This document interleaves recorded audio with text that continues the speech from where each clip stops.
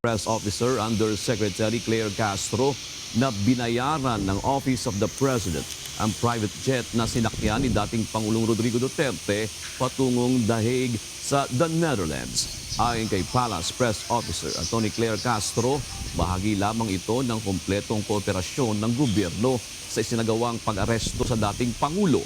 Hindi naman nagbigay ng eksaktong halaga ang palace official kung magkano ang naging gastos. Ngunit nabanggit ni Yusek Castro na nagkaroon ng pakikipag-ugnayan ng pamahalaan sa isang pribadong korporasyon para rito. Opo, ina-admit po na ang palasyo po, ang nagbayad, ang gobyerno po.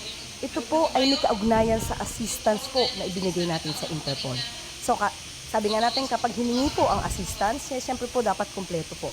Dahil kung wala naman po na ipoprovide na sasakyan para madala po ang dating Pangulo sa ICC, parang hindi rin po naging kumpleto ang pagtugon natin sa ating commitment to the Interpol.